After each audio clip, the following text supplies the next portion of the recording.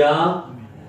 2000년 전 이 땅에 오신 예수님을 기뻐하며 다시 오실 예수님을 기다리는 대인절 네 번째 주일, 하나님 앞에 나와 예배를 드리는 모든 분들의 마음속에 예수님이 오시는 성탄으로 이어지기를 주님의 이름으로 축복합니다. 앞뒤 좌우에 계신 분들과 함께 인사하겠습니다. 예배를 드리는 모습 보니 하나님께서 정말 기뻐하실 것 같습니다. 아멘 마음으로 인사합니다. 예배 드리는 모습을 보니 하나님이 정말 기뻐하실 것 같습니다. 네, 사랑합니다. 축복합니다. 가슴에 손을 얹고 우리 자신을 이렇게 축복하겠습니다. 나는 예수님을 통해 하나님이 구원하신 성도입니다. 예수님을 통해 하나님이 구원한 성도입니다. 나는 성탄의 주인공입니다. 나는 성탄의 주인공입니다. 할렐루야. 성탄의 주인공은 예수님인데 왜 나라고 하는가?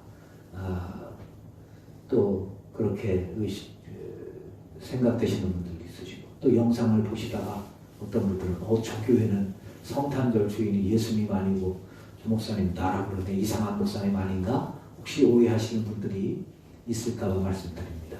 물론 성탄의 주인은 예수님입니다. 할렐루야. 이건 변함없는 사실이죠. 그러나 그 예수님이 오신 이유는 나를 위해서 오신 거예요. 할렐루야. 우리를 위해서 오셨어요. 그래서 진짜 주인공은 우리입니다. 나가 돼야 돼. 그러니까 예수님이 이 땅에 오셔서 나를 구원해 주시지 않으면 성탄은 아무 의미가 없잖아요. 그래서 내가 성탄의 주인공이라는 고백을 같이 한 겁니다. 오해가 없으시길 바랍니다. 중세시대 아시시의 성자라고 일컬어지는 프란시스코가 있습니다.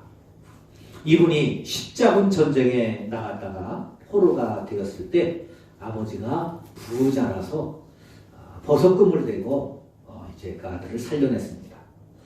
그 전쟁에서 포로에서 노임을 받아서 집으로 돌아오는 길에 이제 다미안 성당에 들렸습니다. 십자가 앞에서 하나님께서 그 전쟁 가운데 잘 지켜주시고 또 이렇게 무사히 돌아오게 하시면 감사하며 기도를 드리고 있는데 예수님의 음성이 들리는 겁니다. 내 집을 고쳐라. 내 집을 고쳐라. 그런 음성이 들리는 거예요. 그래서 프란치스코가 전쟁에서 아직 집에도 못 가고 돌아오면서 성전에 들리는 나한테 무슨 이런 말씀 하시는가. 그래서 불러봤더니 성당에 그 한쪽 벽이 이렇게 무너져 내려져 있는 겁니다. 그래서 저걸 고치라고 하시는가 보다. 그 집에 가서 돈을 구하는데 뭐 전쟁에 나갔다고 오는 사람이 무슨 돈이 있어요?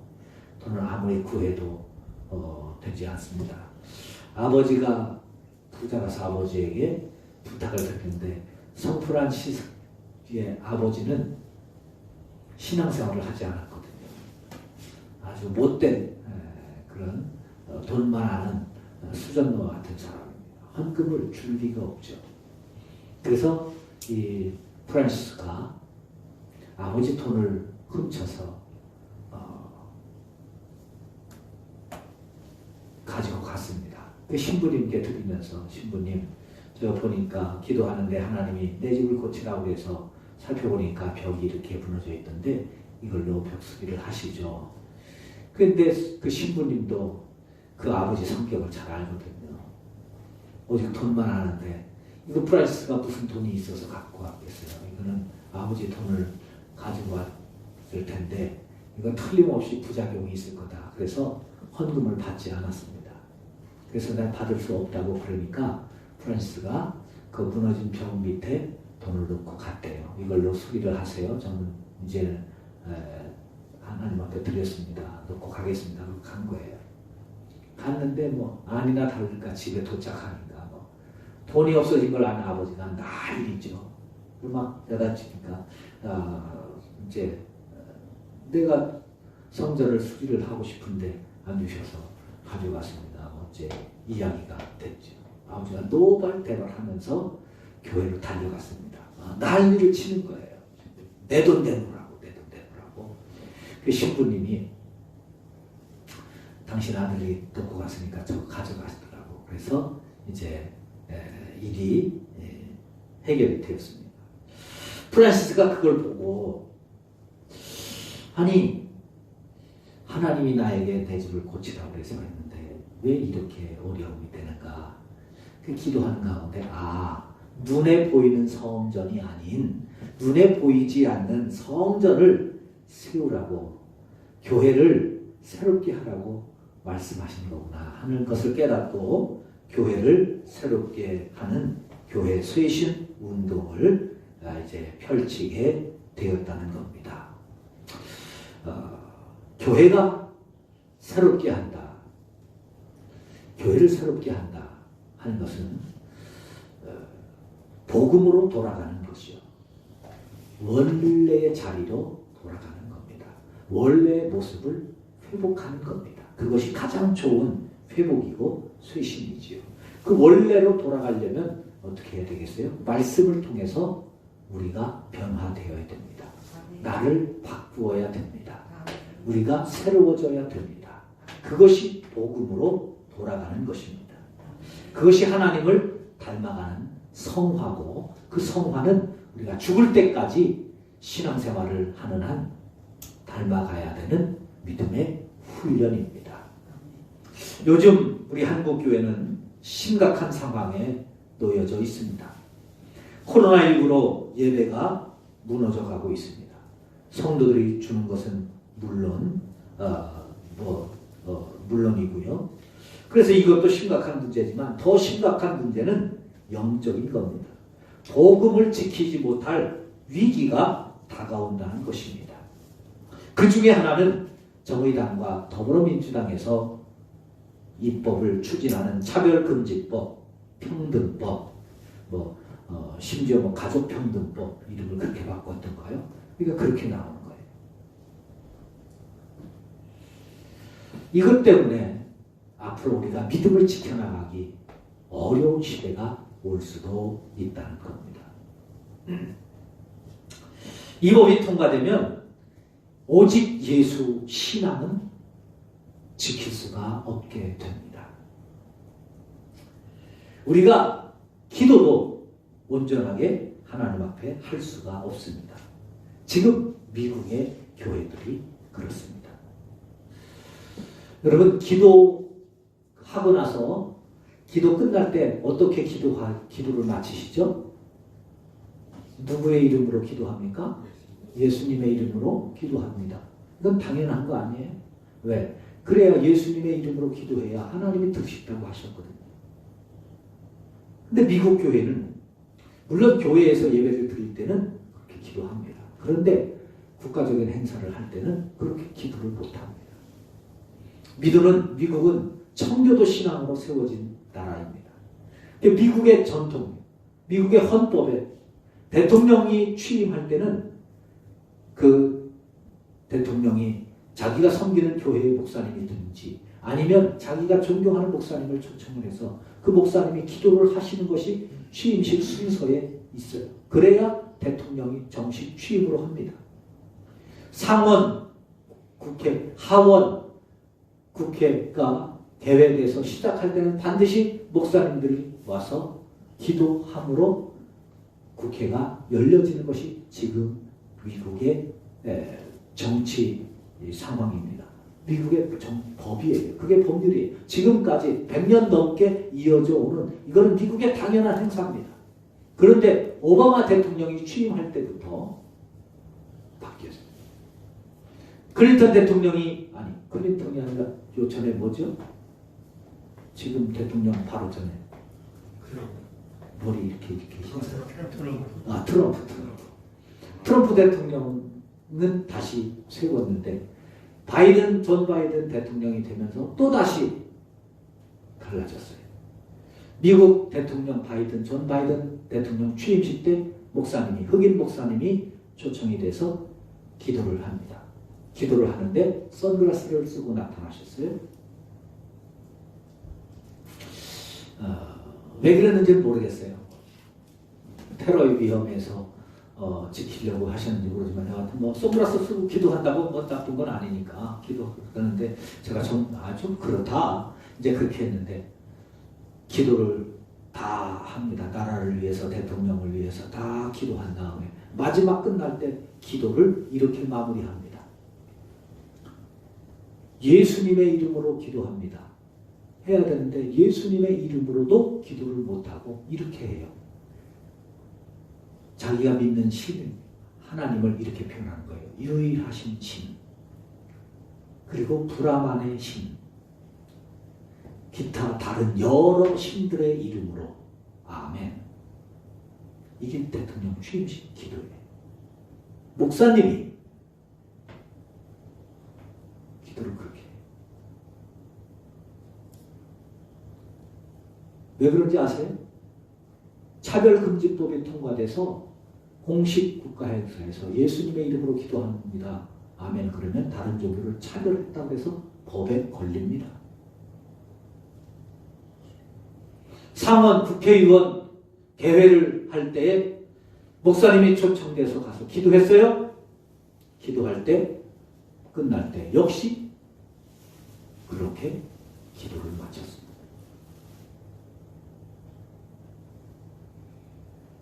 여러분, 이게 기도입니까? 물론 신께 기도하는 것이니 기도겠죠. 그러나 기독교의 기도는 아닙니다. 하나님 앞에 드리는 기도는 아닙니다.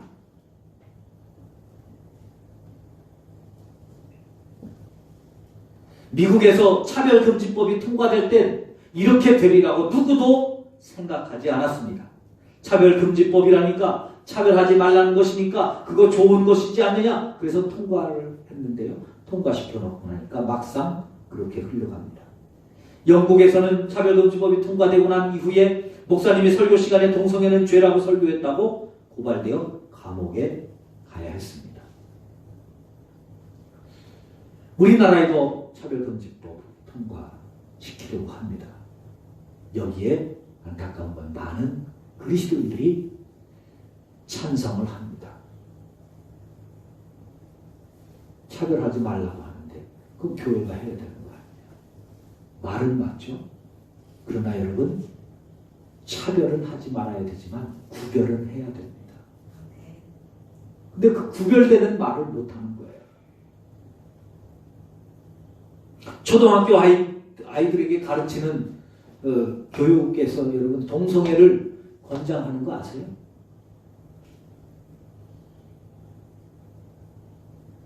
그건 이상한 게 아니야. 그게 바로 너다운 거야. 그런 생각 드는 게 바로 너다운 거야. 그러니까 자신 있게 당당하게 해. 그렇게 가르친다니까. 그게 나다운 거다. 물론 조장하는 건 아니에요. 그런데 괜찮다. 자신 있게 하라. 그걸 아니라고 말하면 차별금지에 걸립니다. 법이 통과도 안 됐는데 그렇게 가르쳐요. 심지어 목사님들 중에서도 이 법이 통과되어야 된다고 방송에 나와서 노골적으로 말하는 목사님들도 있습니다. 그분들은 한결같이 미국과 영국과 우리나라는 다르다고 말합니다. 그 법을 추진하는 국회의원들도 다르다고 말합니다. 그런데 그건 앞에서 말하는 거고 뒤에서는 그렇지 않습니다. 차별금지법 입법되는 거 제가 16페이지짜리를 구해서 상세하게 읽어봤어요. 걸면 누구나 다 걸립니다. 반드시 걸립니다. 아니라고 생각하시는 분들은 여러분들 중에서도 혹시 그런 분이 계시다면 읽어보세요.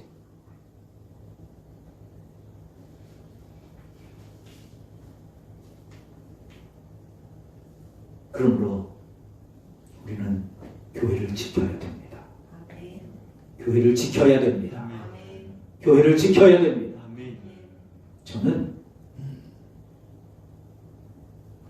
끝까지 심지어 죽는다면 죽더라도 감옥에 간다면 감옥에 가더라도 우리 교회가 폐쇄된다 할지라도 목사를 못한다 할지라도 반대할 겁니다.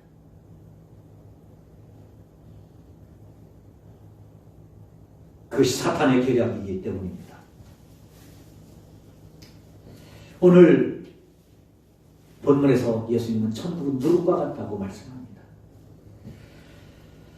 누룩은 주로 천국 성경에서 부정적인 의미로 사용됐어요. 예수님도 누룩을 말씀하실 때는 거의 부정적으로 말씀하셨습니다. 마태복음 16장 11절 오직 바리새인과 사두개인들의 누룩을 주의하라. 누가복음 12장 1절 바리새인들의 누룩 곧 외식을 주의하라. 마가복음 8장 15절 고린도전서 5장 8절 다 누룩은 부정적인 겁니다. 고린도전서 5장 8절 이러므로 우리가 명절을 지키되 묵은 누룩으로도 말고 악하고 악의에 찬 누룩으로도 말고 누룩이 없이 오직 순전함과 진실함의 떡으로 하자. 갈라디아서 5장 9절 적은 누룩이 온 동이에 퍼진다고 하면서 누룩을 주의하라고 경고하고 있습니다. 경고하고 있습니다. 그런데 그렇게 좋지 않은 누룩을 오늘 본문에서는 천국의 비유를 하고 있습니다. 그 누룩을 통해서 천국의 모습을 볼 수 있고 배울 수 있다는 것이지요. 우리가 이 말씀을 통해서 성탄을 어떻게 기다리고 성탄을 어떻게 준비하고 또 우리 교회가 신앙을 어떻게 세워가야 할지 함께 말씀을 나누려고 합니다. 왜 누룩을 천국을 누룩으로 비유를 하셨을까? 오늘 본문에서 예수님이 누룩을 천국에 비유하신 이유를 이렇게 말씀합니다. 누룩을 가루 서말 속에 갖다 넣더니 전부 부풀게 하느니라. 이것이 이유라는 거예요. 부풀게 하는 것이다. 누룩은 좋지 않은 바리새인들의 교훈으로 계속해서 말씀하셨지만 그 누룩이 하는 기능, 그걸 보면 천국과 같은 것이다. 부풀게 하는구나. 부풀게 한다. 그 부풀게 한다는 말은 허황되게 부풀리는 걸 말하지 않습니다. 부흥하게 한다는 뜻이지요. 부흥하게 하는 것. 여러분, 천국은 부흥하는 겁니다. 성장하는 겁니다. 멈추어 있는 정체는 천국이 아닙니다. 천국은 자라게 되어 있어요. 성장하게 되어져 있습니다. 할렐루야. 할렐루야. 우리의 믿음도 자라야 됩니다. 부풀어 가야 돼요. 가만히 있으면 안 됩니다. 성장한다는 말은 부드러워진다는 거예요. 딱딱하면 못 자랍니다. 그래서 생명은 부드러워요. 그래서 새싹은 늘 부드럽습니다. 아무리 독초라도 새싹은 먹어도 괜찮습니다. 성장한 그 부드러움 속에는 독초도 녹여내는 힘이 있는 거예요. 그게 부드러움의 강성, 축복이죠. 그 부드러워진다는 것은 자라는 것뿐만 아니라 익어가는 것을 뜻합니다. 그래서 열매가 익어가면 부드러워져 갑니다. 누룩은 부드럽게 하고 부풀게 하고 부흥하게 하고 익어가게 한다는 겁니다. 그것이 천국의 모습이라는 거예요. 그러므로 우리의 믿음은, 이 천국을 사모하는 믿음은 자라가고 부흥하고 성장하고 자라가고 익어가게 되는 믿음이 되어야 되는 줄로 믿습니다. 또 부풀게 한다는 말은 잘 되는 거예요. 잘 되게 하는 거예요. 잘 되게. 그래서 천국은 30배, 60배, 100배의 열매를 거둔다고 예수님은 비유를 통해서 말씀하고 있습니다. 세상의 법칙과는 다른 천국의 법칙이 이 잘되게 하는 30배, 60배, 100배로 잘되게 하는 그것이 천국의 축복입니다. 이삭이 이 누룩과 같은 천국을 누렸습니다. 그래서 농사를 짓고 한 해에 100배의 축복을 받게 된 것이 창세기 26장에 나오죠. 그 아들 야곱이 누룩과 같은 축복을 받았습니다. 그래서 외삼촌 집에서 20년을 살면서 외삼촌한테 10번이나 사기를 맞았어요. 10번이나 외삼촌한테 사기를 당했어요. 그런데 하나님은 20년 만에 야곱을 거부가 되게 해주셨습니다. 잘 되는 천국의 복을 받았기 때문에 그렇죠. 그 아들 요셉이 잘 되는 복을 받았습니다. 노예로, 종으로 타국에 팔려갔습니다. 여러분, 우리나라 사람 가운데 외국에 이민 간 분들이 많잖아요. 특별히 미국 같은데 이민 간 분들이 많은데 거기 가서 이민자들로 살아가는 것이 얼마나 힘들고 어려운지 모릅니다. 대부분 가면서 시작하는 게 세탁소 혹은 식당에 그 주방에서 접시 닦는 일부터 시작한다고 하잖아요. 그 외국에 가서 타양살이로 사는 것이 얼마나 힘든지 모릅니다. 그건 내가 자원해서 가도 그렇게 살기가 힘든데 노예로 팔려간 나라에서 얼마나 힘들었겠어요. 그런데 그곳에서 누룩에 잘되게 하는 누룩의 축복을 받더니 이 요셉은 애굽의 총리 대신이 된 줄로 믿습니다. 다윗이 잘되는 누룩의 축복을 받아서 시골 목동에서 임금의 자리에 올랐습니다. 누룩은 이 잘되게 하는 천국의 모습입니다. 이런 누룩의 축복을 우리 모든 성도들이 다 받으실 수 있기를 바랍니다. 또 누룩은 살리는 거예요. 살리는. 천국은 살리는 곳입니다. 그래서 누구든지 예수님을 만나면 살아납니다. 병든 자도 살아나고 죽은 자도 살아나고 죽을 것 같은 상황 속에서도 폭풍 속에서도 살아나고 먹을 것이 없는 빈들에서 5,000명이나 되는 장병들도 먹고 일어나 살아나게 되는 이 놀라운 천국의 역사가 나타나게 되는 것이 바로 천국의 모습입니다. 그러므로 우리 안에 이 천국이 회복되어지고 살아나게 되는 축복을 함께 받아 누리실 수 있기를 주님의 이름으로 축원합니다. 두 번째로 누룩은 변화를 일으키는 능력이 있어요. 부풀게 하는 능력이 뿐만 아니라 변화시키는 거예요. 그래서 누룩은 발효시키는 효모입니다. 변화시키는 능력이 있어요. 그래서 기독교는 변화의 종교입니다. 할렐루야. 할렐루야. 변화의 종교. 고린도후서 5장 17절에서 사도 바울이 이렇게 말씀하죠. 그런즉 누구든지 그리스도 안에 있으면 새로운 피조물이라. 이전 것은 지나갔으니 보라 새 것이 되었도다. 누구든지 그리스도 안에 있으면 새로운 피조물이 됩니다. 그러나 누구라도 예수님 안에 있지 아니하면 거하지 않으면 변화되지 않습니다.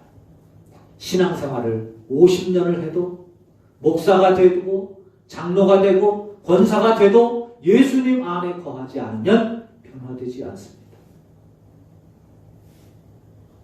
예수님 안에 있으면 누구라도 변화가 됩니다. 할렐루야. 그러므로 우리는 그리스도 안에 있는 삶으로 변화되어야 합니다. 고재봉 씨도 깡패, 기립두도, 지존파도, 평생을 강도로 살아왔던 십자가의 강도도, 아브라함도, 모세도, 다윗도, 베드로도, 바울도 예수님 안에서 변화되었습니다. 그러므로 예수님 안에 있으면 이 누룩은 변화시키는 능력이 우리에게 다가옵니다. 그런데 우리는 왜 예수 믿어도 변화가 안 될까요? 내가 예수님 안에 잘못 거하기 때문은 아닐까요? 아니면 내가 예수님 안에 거한다고 하면서 예수님이 나를 주관하지 못하도록 내 고집으로, 내 고정관념으로, 내 생각으로 사로잡혀서 예수님을 믿고 있기 때문에 자라게 하는 말씀들, 자라게 하는 신앙의 요소들을 내 마음에서 몰아내고 있지는 않은지, 이성적인 판단으로 말이죠. 변화되지 않으면 변질되는 것이 원래의 모습입니다. 그래서 변하든지 변질되든지 둘 중에 하나입니다. 요즘 코로나19가 계속 변화되죠.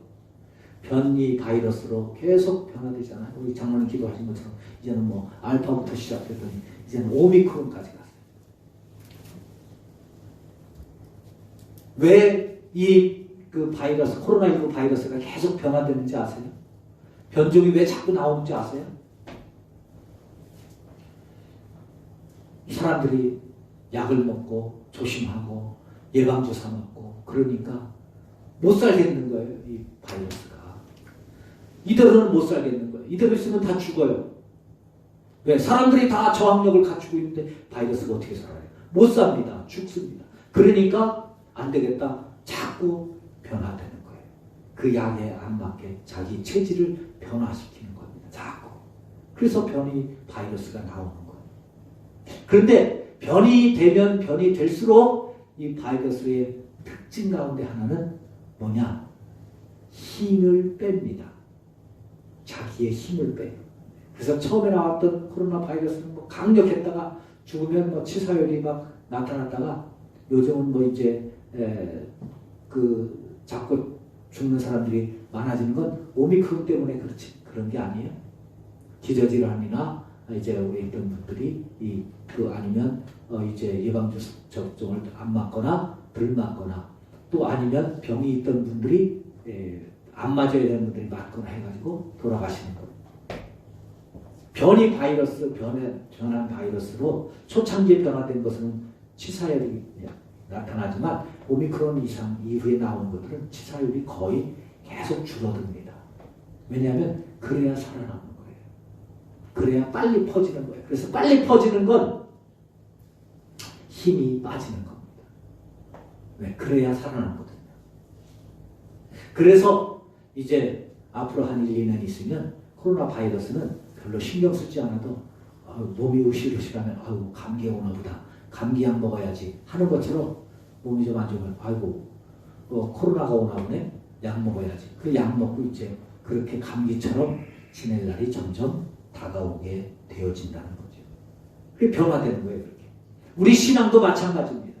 지금까지 내가 예수를 믿으면서 이렇게 살아왔는데 내 삶에 하나님의 축복과 내가 기대하고 내가 원하는 하나님의 은혜와 또 다른 사람들이 받고 누리는 그 천국의 복을 누리지 못하고 있다면 여러분 길은 하나예요. 여러분들의 신앙 변화되셔야 됩니다. 아멘. 변화되셔야 돼요. 바꾸셔야 돼요. 그래야 달라져요. 내가 변화되지 않으면 내 신앙은 변질됩니다. 어떻게 변질되겠어요? 바리새인처럼 되는 거예요. 예배 시간에 와서 앉으면서 오늘은 목사님이 설교를 힘있게 하시네. 오늘은 목사님 이렇게 힘이 없으시나? 오늘은 설교가 기네? 오늘은 설교가 짧으네? 또 저 사람은 예배를 드리면서 졸고 있네? 저 사람은 예배를 왜 저렇게 드려? 그러면서 다 판단만 하는 바리새인들처럼 예배자가 아니라 판단자로, 비판자로, 평가자로 자꾸 우리의 신앙이 변질될 수밖에 없습니다. 바리새인들이 그러는 거예요.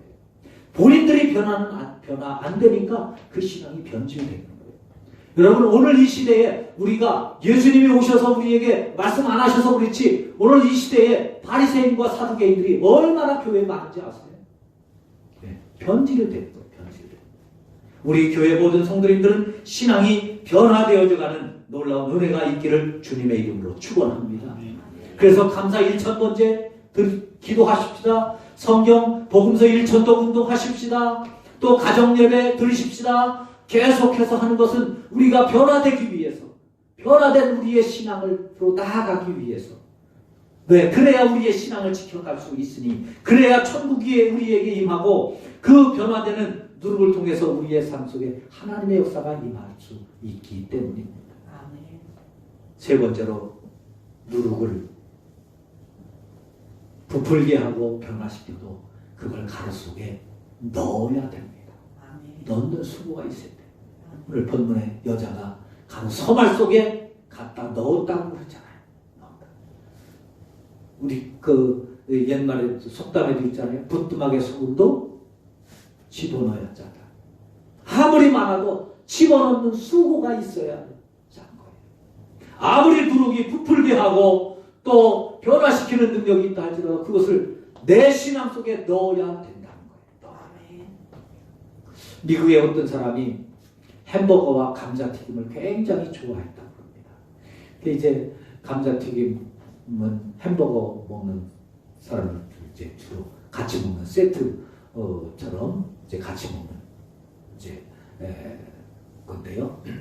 어르신들은 햄버거를 잘 안 드신 분들은 모르겠지만 젊은 분들은 다 그래요. 그 감자튀김의 맛이 그게 새롭습니다. 그 감자튀김을 그렇게 좋아하는데 이분이 한 번은 감자튀김을 볼 때마다 감자튀김 거의 크기가 이렇게 비슷하고 사이즈가 비슷한 거예요. 그래서 이분이 생각을 한 거예요. 도대체 이 감자튀김이 진짜 감자를 잘라서 만든 건지 아니면 그냥 감자가루 조금 섞고 다른 밀가루나 이런 걸 넣어서 만든 건지 그게 궁금해서 종업원에게 물어봤답니다. 그러니까 종업원이 그거는 회사 규정상 알려드릴 수가 없다는 거예요. 그래서 자꾸 가르쳐 달라고 그러니까 규정상 가르쳐 줄 수가 없으니 가르쳐 줄 수는 없고 제가 힌트는 하나 드릴 수 있습니다. 그러더라는 거예요. 그래서 그거 뭐냐 한번 얘기해봐라 그러니까 제가요 우리 이 식당 그 매장에서 일한 지 몇 년 됐는데 제가 주방에서 한 번도 감자 껍질을 본 적이 없습니다. 그러더라는 거예요. 그럼 알아들었겠죠. 감자 껍질이 없으면 뭘로 만들었는지 알겠죠. 거기서 만들지 않거나 다른 데서 만들었는지 갖다 제품. 물론 뭐 요즘은 다 대형화되어 있으니까 다 갖다 팔지만 옛날에는 그 매장에서 직접 햄버거도 다 만들고 팔고 했으니까 그런 거죠. 여러분 감자 튀김을 하는데 감자 껍질이 없다는 말은 무슨 말이겠습니까? 그 감자가 거기서 만드는 것이 아니라는 것이겠죠. 여러분들 만약에 여러분들의 신앙생활이 감자 튀김이라면 여러분들이 신앙생활 한 자리에는 감자 껍질은 과연 있으십니까? 내가 하나님 앞에 복을 받고 은혜를 구하고 사랑을 구하고 축복을 구하는 우리의 신앙의 자리에 감자 껍질이 있느냐 하는 거예요.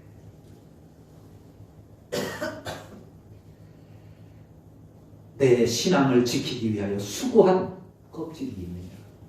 기도의 껍질, 순종의 껍질, 헌신의 껍질, 봉사의 껍질이 있으십니까? 그냥 와서 예배 한번 딱 드리는 걸로 나는 내 할 일 다 했다고. 감자튀김 맛있게 먹고 간다고 혹 생각하고 있지는 않으신지. 누르기 아무리 효과가 좋아도 가루 속에 넣는 수고가 있어야 합니다. 우리의 신앙의 부흥, 변화 어떻게 옵니까? 감자를 까는 수고처럼 누룩을 넣는 수고처럼 우리의 신앙 가운데 하나님 앞에 나의 기도에 눈물이 헌신과 봉사와 순종의 껍질이 자리가 있어야 하는 것입니다. 대림절 네 번째 주일을 보내고 있습니다. 이제 이번 주 토요일이면 예수님이 이 땅에 오신 성탄절입니다. 나의 삶의 자리에, 나의 마음에, 나의 신앙의 자리에 예수님이 어떻게 오시기를 기대하시나요? 누룩을 넣는 수고 함께 해보십시다. 감자를 까는 그 감자 껍질을 남기는 수고를 함께 해보십시다. 우리 같이 감사 1,000번째, 봉사 1,000도 운동, 또 새벽기도, 또 영상으로 함께 기도하며 이 일에 동참함으로 예수님이 나의 마음속에, 나의 삶 속에 오시는 복된 성탄절이 되어서 우리의 믿음이 살아나고 우리의 신앙생활이 살아나고 누구를 통하여 우리의 믿음이 아름다운 모습으로 변화되어져 예수님을 사랑하는 마음으로, 기다리는 마음으로 복된 성탄절을 맞이할 수 있는 우리 모두가 되시기를 주님의 이름으로 부탁을 드립니다. 하나님,